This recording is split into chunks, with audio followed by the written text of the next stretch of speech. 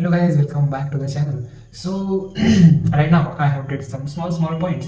So first of all I have did HELLP syndrome.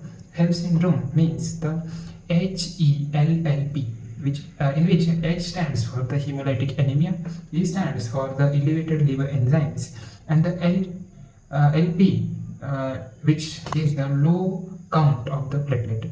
So this is the HELLP syndrome. Other point I have today is the what is IUGR, intrauterine growth restriction, or it is also known as a fetal growth restriction.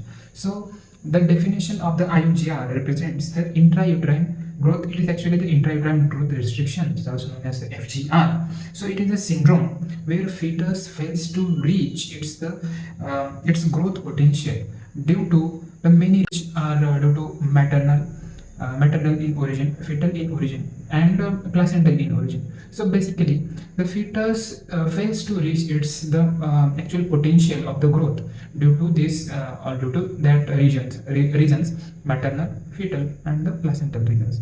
So the next point I have did is amniotic fluid index. So the what actually it is, there is an amniotic fluid cavity. Amniotic cavity is there in the pregnant or the gravid patient.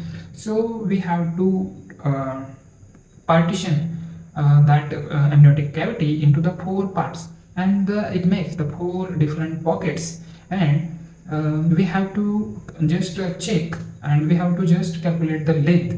We have to just measure the length of each pocket. So for example, there are the four pockets, so the first pocket, the vertical length is A. For the second pocket, vertical length is B.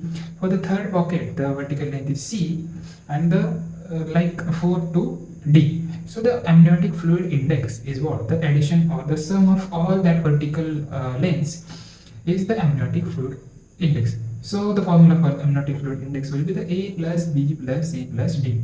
So the normal range for the amniotic fluid index is 5 to 24.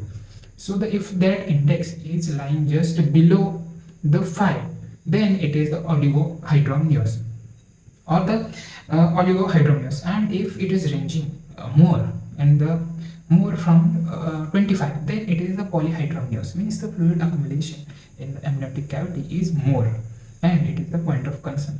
And if it is less than 4 or the 5, then it is the oligohydramnios. Maybe there is any defect in the production of the amniotic cavity, or maybe the failure of the kidney. And in the oligohydramnios, there is excessive secretion of the amniotic cavity and a reduced absorption of the amniotic fluid. Maybe there is any obstruction in the oral cavity or any blockage. So there are many factors associated with that we will discuss in the upcoming videos. So that one point I have did right now. And you should know what the pregnancy duration it actually is. So there are the actual period of the pregnancy is the 9 month and the 7 days. It is what actually the 40 weeks of the period, which actually is the 280 days of the gestation period. So this period is we have divided into the trimesters, means the 3 month of the period. So from 1 to 14 weeks, it is the first trimester. From 14 to 28 weeks, it is the second trimester, and from 28 weeks to the delivery till delivery, it is the third trimester. So what I have said, the first day to the first weeks to the 14 weeks, it is the first trimester. 28 to 14 to 28 weeks, it is the second trimester, and 28 to the until the delivery, it is the third trimester.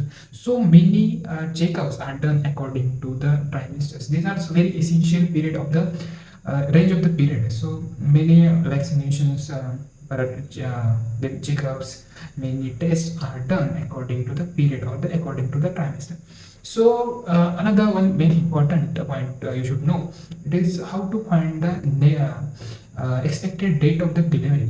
If the patient comes with a last menstrual period, which is it is considered as the patient should know the last menstrual period at least. And if how we find the expected date of delivery, by using the Naegele's formula, means the date of the expected date of delivery is equals to the last menstrual period or date plus the 7 days plus 9 months. So one catch is there, You should add 7 days first to the last menstrual period, and then 9 months. And there is one also one exception is there. The um, add 9 months first and then 7 days when it comes to the February month. So we will get the expected date of the delivery. So the next point I have did is to check the viability of the fetus, we should check some things. First one is we should check the yolk sac and the fetal pole in the what can I say USG. And next you should check the cardiac activity using the fetal heart sounds and the USG and the Doppler test. And last you should do you must perform is the palpatory examination of the patient.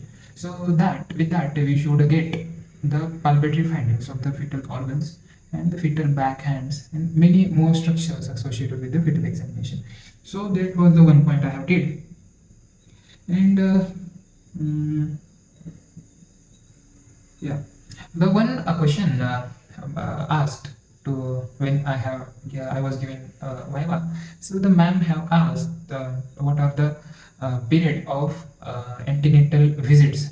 So there are according to our government there are the 4 antenatal checkups we should do. So the first visit we should do in the within first 12 weeks. The second visit should be in between the 14 weeks to 26 weeks, and the third visit you should do in the 28 weeks to the 34 weeks, and the fourth and the last visit you must do in the 36 weeks to the delivery period. So you should do in between 36 weeks to the delivery period, so that the antenatal checkup should do very well. And in that antenatal checkup many much more analysis on how the baby is growing, whether it is oligohydramnios, polyhydramnios, or the any defect, congenital defect, any abnormality, any mm, what can I say, generational defect is there, or such kind of things we check in the antenatal checkups. So these are the point I have did right now. I have to do much more points left with me. So this one for the now. So we will catch you in the next one. Thank you so much.